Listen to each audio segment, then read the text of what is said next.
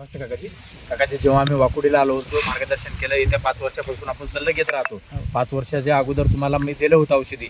2 एकरचं वापरलं होतं आपण. या एरियामध्ये ऑलरेडी वापरलं होतं आपण, आलो होतं तर वापरलं की तुम्हाला. आणि माझा 2-3 वर्ष गॅप मारला आपण, तर 2-3 वर्ष वापरलं नाही. तर आपलं पूर्ण नाव काकाजी? राहणार तालुका जिल्हा हिंगोली.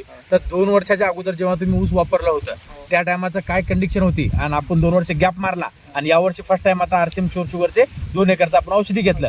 तर या औषधी घेण्याच्या अगोदर या प्लॅनची काय सिच्युएशन होतं? आज पाहायला आलो आपण 28 फेब्रुवारी 2025 ला, 28 तारखेची. तर काय होतं याच्यामध्ये अगोदर? लय पतला होता ऊस. हा, म्हणजे पातळ होतं, लय पातळ होता. फुटव्याची वाढ नव्हती, क्वालिटी नव्हती, वाढ पण होईन गेलं. आणि आंतरपिकाच्या मध्ये हरभरा असल्यामुळे दबकला होता. हा, वाढ पण होईन गेली. तर आता हे वापरल्यामुळे एक ड्रिचिंग आणि एकच फवारणी झाली.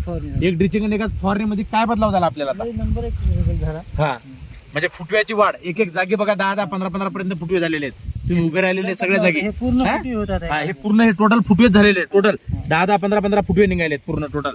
आता हे तुमचे भाऊच आहेत. पूर्ण नाव भाई आपलं? गजानन मातराव पाटील, राहणार वाकुड. तालुका जिल्हा हिंगोली. आता तुमचं हे भाऊच तुम्ही आता आहे का नाही?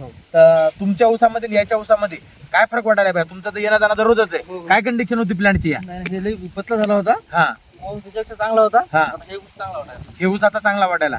पातळ ऊस होता, एक तर फुटवे करायला गेला, वाढ नव्हतं, काय नव्हतं. पण आज कंडिशन 28 फेब्रुवारीला आपण जेव्हा पाहायला आलो 2025 ला, तर कोणत्या कोपऱ्याला घ्या, कोण्या कापऱ्याला घ्या, पूर्ण टोटल फुटवे भरपूर झालेले आहेत. एक एक झाडावर 10-10, 12-12, 13-13 फुटवे झालेले आहेत पूर्ण. आता याच्यावरून काकाजी दुसऱ्या शेतकऱ्यांना वापरायला पाहिजेत का नाही?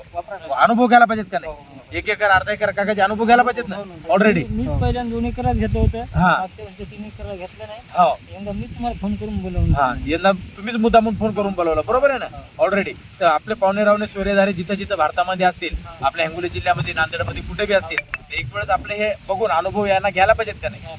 अर्धा एकर, 1 एकर घ्यायला पाहिजेत ना. आणि दरवर्षीपेक्षा काकाची खर्च जास्त करावा लागते का? नाही. खत वगैरे जास्त द्यावं लागते का? दिले जातात. आता एकच डोस दिलेला आहे सध्याला, बरोबर आहे. आणि तरी पण याच्यात आंतरपीक हरभरा असल्यामुळं आपण याला काय करायलो? पाणी देईन, लेट करायलो. कारण की हरभरा हे होईल म्हणून, आहे का नाही, खराब होईल म्हणून पाणी देईन जास्ती. पाणी न देता बी एक ड्रिचिंग आणि एक फवारणी केल्यानंतर बी काही असर पडना, म्हणजे काही आपल्याला साईड इफेक्ट दिसना. डबन आपला प्लांट एक सारखाच वाढ आहे. कळा एकसारखी आहे, हिरवळ असलं आहे, वाढ बी चांगली आहे, सगळंच आहे. थँक्यू.